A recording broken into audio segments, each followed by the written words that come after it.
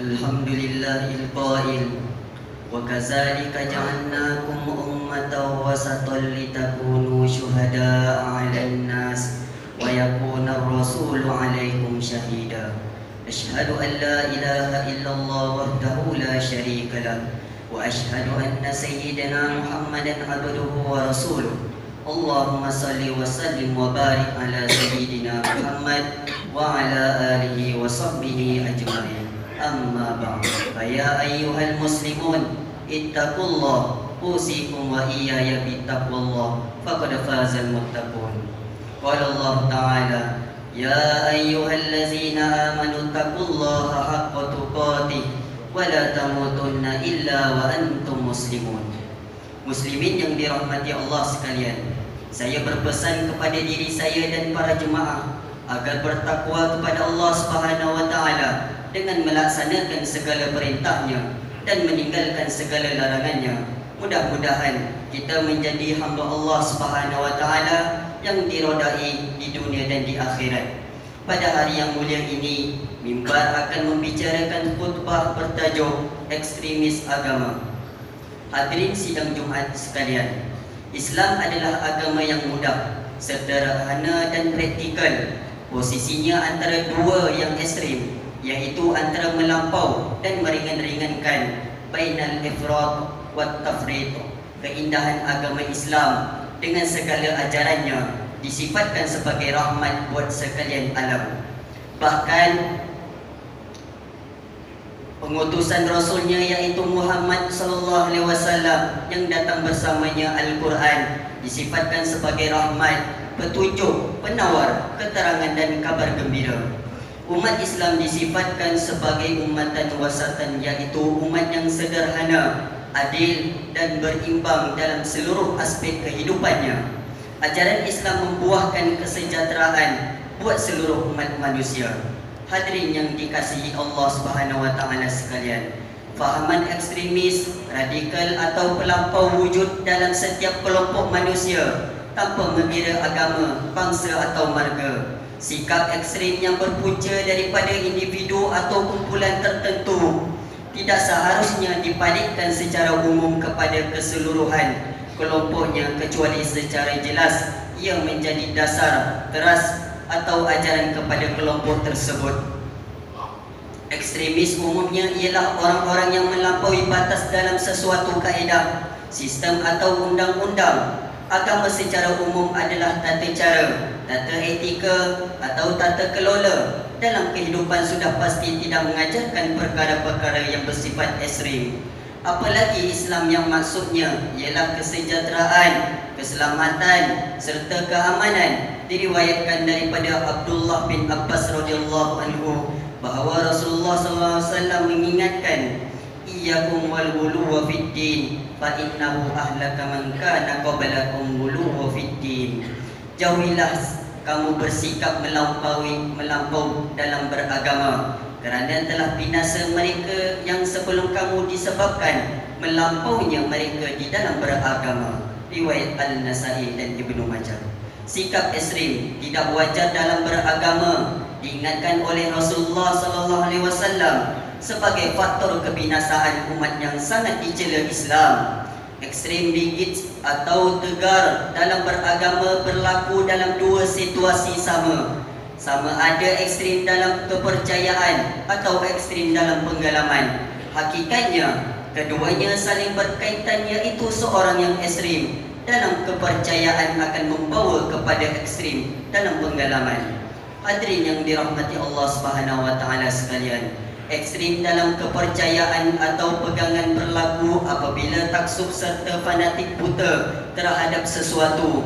Ia disebut fanatisisme, iaitu keyakinan salah yang amat kuat. Sikap ini membawa keyakinan bahawa mereka sahaja yang benar, sebaliknya yang lain adalah salah, sesat, batil atau kufur. Lantaran muncul dakwaan seperti kami sahaja Islam, kami sahaja pendukung sunnah, atau kami sahaja masuk syurga. Sebab-sebab yang mencetuskan sikap ini antaranya ialah jahil dengan autoriti dalam penentuan hukum hakam syarak atau perkara usul furu'. tidak berpegang dengan sumber-sumber autoritatif, menafsirkan nas-nas syarak dengan kaedah yang tidak muktabar, berkepentingan tertentu dan menurut hawa nafsu.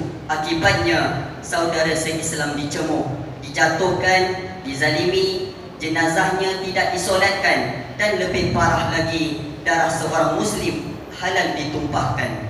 Hakikatnya, Islam adalah agama yang mengeluarkan manusia daripada kegelapan, kesempitan dan kezaliman. Rabi'i bin Amir radhiyallahu anhu ketika ditanya oleh Rustam, iaitu ketika tentera Parsi, apakah tujuan kamu datang? Jawabnya, kami adalah kaum yang diutuskan Allah Subhanahu wa taala untuk mengeluarkan sesiapa yang berkehendak dari menjadi penyembahan hamba kepada menyembah Tuhan yang Esa, dan mengeluarkan manusia daripada merasai kesempitan dunia kepada keluasan dunia sampai akhirat, dan mengeluarkan mereka dari kezaliman agama-agama kepada keadilan Islam. Kaum muslimin yang berbahagia, ekstrim dalam pengalaman berlaku dalam bentuk mempersulitkan diri sendiri atau orang lain, dan berlebih-lebihan dalam pengalaman atau pelaksanaan hukum syarak. Rasulullah SAW telah memberi amaran melalui sebuah hadis yang diriwayatkan oleh Abdullah bin Mas'ud radhiyallahu anhu bahawa Rasulullah SAW bersabda, halakal mutanatti'un, halakal mutanatti'un, halakal mutanatti'un.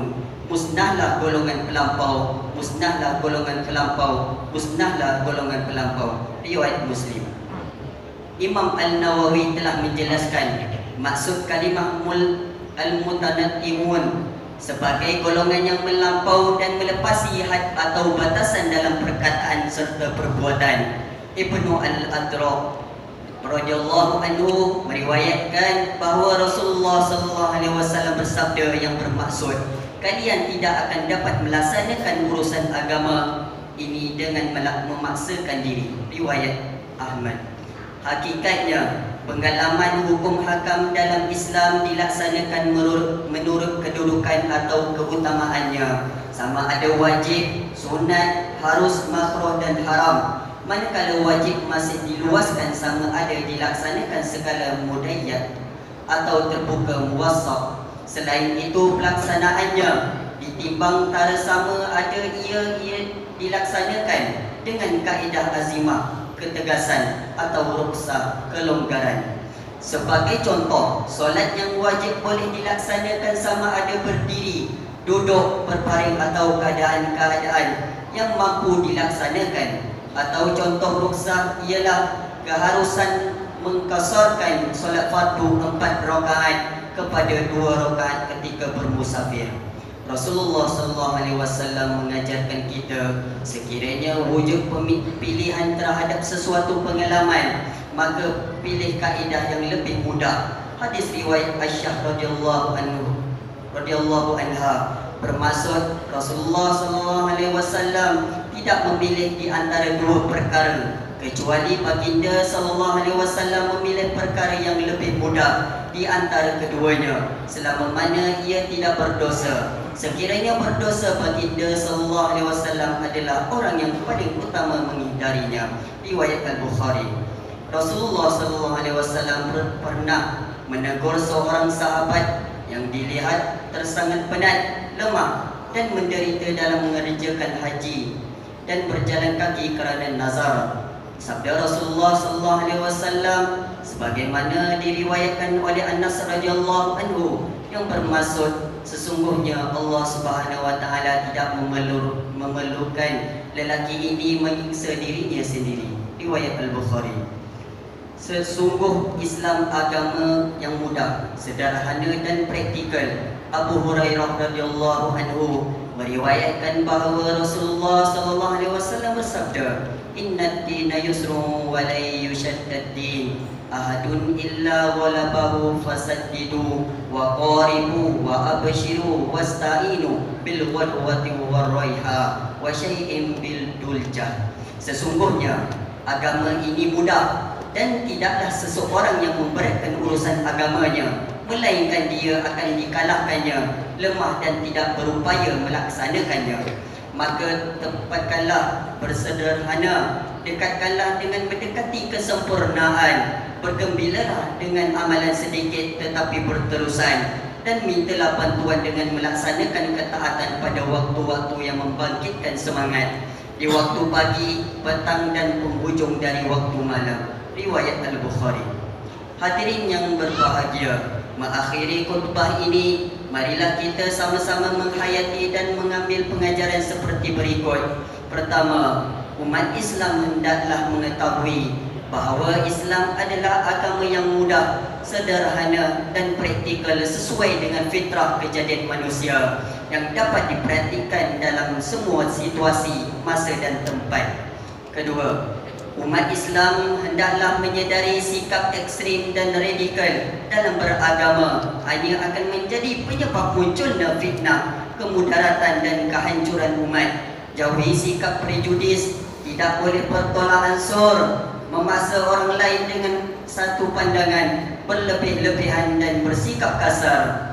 Ketiga, umat Islam hendaklah mengisafi bahawa ilmu pengetahuan adalah kunci dalam menyelami keindahan serta kesempurnaan beragama, bahkan memperoleh kejayaan di dunia serta akhirat. A'udzubillahi minasyaitonirrajim. Wa amma man amana wa amila shalihan falahu jazaa'anil husna wa sanaqulu lahu min amrina yusra. Adapun orang yang beriman serta beramal soleh, maka baginya balasan yang sebaik-baiknya, dan kami akan perintahkan kepadanya perintah-perintah kami yang tidak memberati. Surah Al-Kahfi ayat 88. Barakallahu li wa lakum fil Qur'anil azim wa nafa'ani wa iyyakum bima fihi minal ayati wa zikril hakim wa taqabbala minni wa minkum tilawatahu innahu was-sami'ul alim.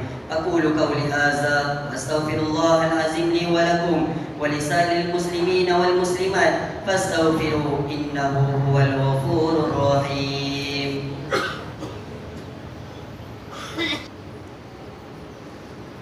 Alhamdulillahillazi ja'alana minal muslimin wa razaqana minat thayyibat. Ashhadu an la ilaha illallah wahdahu la syarika lah wa ashhadu anna Muhammadan abduhu wa rasuluh.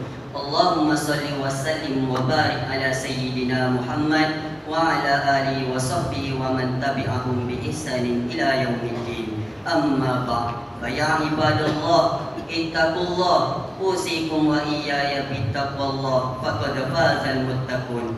Hadirin yang dirahmati Allah sekalian, marilah sama-sama kita bertakwa kepada Allah Subhanahu wa taala dengan melakukan ketaatan kepadanya dan menjauhi diri daripada perbuatan keji dan maksiat. Innallaha wa malaikatahu yusalluna 'alan nabi ya ayyuhallazina amanu sallu 'alaihi wa sallimu taslima.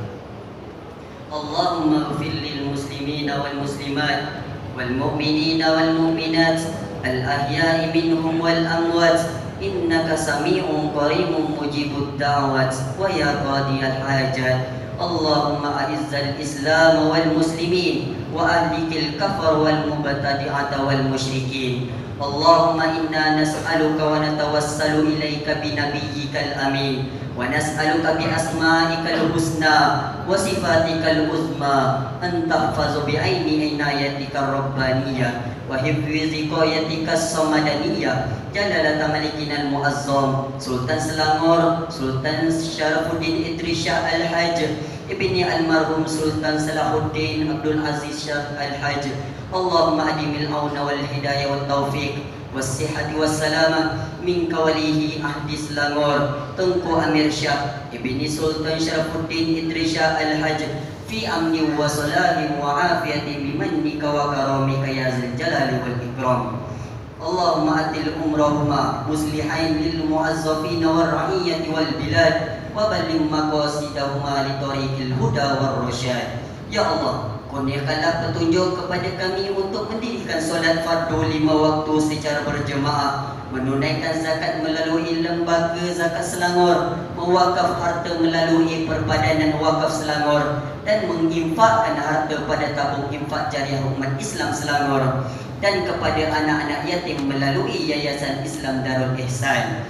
Jadikanlah kami antara hamba-Mu yang menjaga amanah. Kuatkan iman kami agar menjauhi perbuatan khianat, serta jauhkan kami termasuk dalam golongan yang mengabaikan tanggungjawab, dan jauhi negeri dan negara kami daripada kehancuran disebabkan perbuatan rasuah. Serahkan tanggungjawab memimpin negara kami kepada hamba-Mu yang amanah dan jujur, serta tegas lagi berani menegakkan kebenaran dan melaksanakan keadilan berlandaskan syariat. Jadikanlah ya Allah masjid dan surau di negeri Selangor rumah-rumah-Mu yang aman, mempersatukan dan menjadi nadi kekuatan ummah. Allahumma ya dafi'al bala idfa' anna hadzal waba wal bala wal marad wasyadad wal mihan bi lutfika ya latif innaka ala kulli syai'in qadir wa bil hijabati jadir. Rabbana hab lana min azwajina wa zurriyyatina qurrata a'yun waj'alna lil muttaqina imama. Rabbana atina fid dunya hasanah wa fil akhirati hasanah wa qina azabannar. Ibadallah, innallaha ya'muru bil adli wal ihsan wa ita'i dzil qurba wa yanha 'anil fahsya'i wal munkari wal baghi ya'izukum la'allakum tadhakkarun. Fadhkurullahal azim yazkurkum washkuruhu 'ala ni'amihi yazidkum was'aluhu min fadlihi yu'tikum wa la zikrullahi akbar. Wallahu ya'lamu ma tasnaun.